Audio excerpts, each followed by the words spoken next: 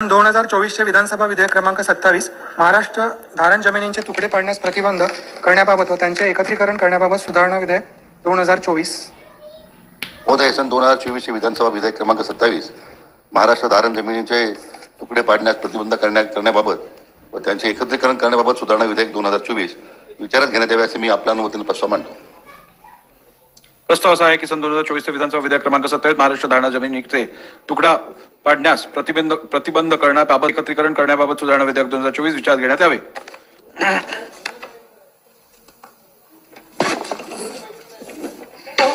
सामान्य माणसासाठी अध्यक्ष महोदय, भास्करराव सन्मान्य सदस्य, म्हणजे अतिशय तुकडेबंदी पद्धत सुलभ व्हावी या संदर्भात हा सुधारणा करण्यात आलेली आहे.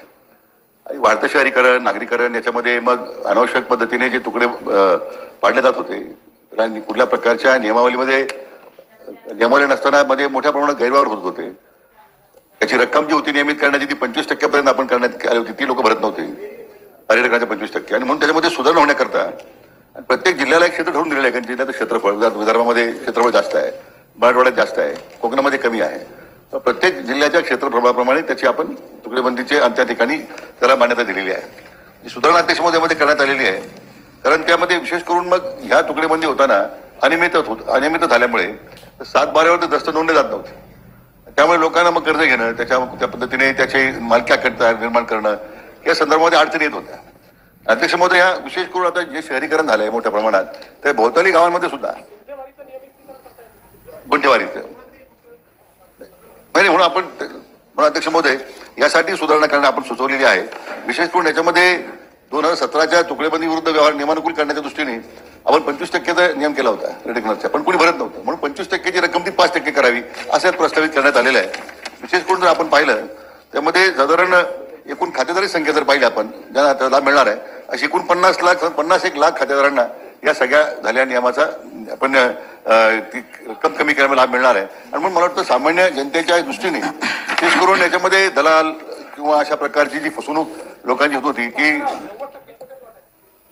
आणि मग आम्ही नियमित करून देतो, सगळे घेऊन जातो अध्यक्ष महोदय, म्हणून ते नियमानुकूल करायचं आणि सामान्य लोकांचा लाभ द्यायचा या तुकडेबंदीमध्ये. आणि आपण आता त्याची मर्यादा वाढवली त्यामध्ये तुकडेबंदी करताना. त्यामुळे अध्यक्ष महोदय, या विधेयक आपण संमत करावं अशी मी सभागृहाला विनंती करतो. तुकडेबंदीसाठी आपण क्षेत्र वाढवलेलं आहे की जी पेनल्टी होती ती कमी केलेली आहे?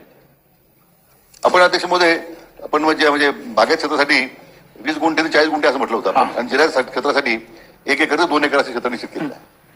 प्रश्न असा आहे की सन 2024चे विधानसभा विधेयक क्रमांक 27 महाराष्ट्र धारण जमिनीचे तुकडे पाडण्यास प्रतिबंध करण्याबाबत व त्यांचे एकत्रीकरण करण्याबाबत सुधारणा विधेयक 2024 विचारात घेण्यात यावे. अनुकूल असतील त्यांनी होय म्हणावे, प्रतिकूल असतील त्यांनी नाही म्हणावे. होयचे बहुमत आहे. विधेयक विचारात घेण्यात येत आहे. आता विधेयक खंडशः विचारात घेण्यात येईल. खंड 2 व 3, खंड 1 संपूर्ण शीर्षक आणि हेतुवाक्य हे विधेयकाचे भाग समजण्यात यावेत. अनुकूल असतील त्यांनी होय म्हणावे, प्रतिकूल असतील त्यांनी नाही म्हणावे. होयचे बहुमत आहे. खंड 2 व 3, खंड 1 संपूर्ण शीर्षक आणि हेतुवाक्य विधेयकाचे भाग झाले. अध्यक्ष महोदय, 2024चे विधानसभा विधेयक क्रमांक 27 महाराष्ट्र धारण जमिनीचे तुकडे पाडण्यास प्रतिबंध करण्याबाबत व त्यांचे एकत्रीकरण करण्याबाबत सुधारणा विधेयक 2024 संमत करावे असे मी आपल्या अनुमतीने प्रस्ताव मांडतो. प्रस्ताव असा आहे की सन 2024 विधानसभा विधेयक क्रमांक 27 महाराष्ट्र धारण जमिनीचे तुकडे पाडण्यास प्रतिबंध करण्या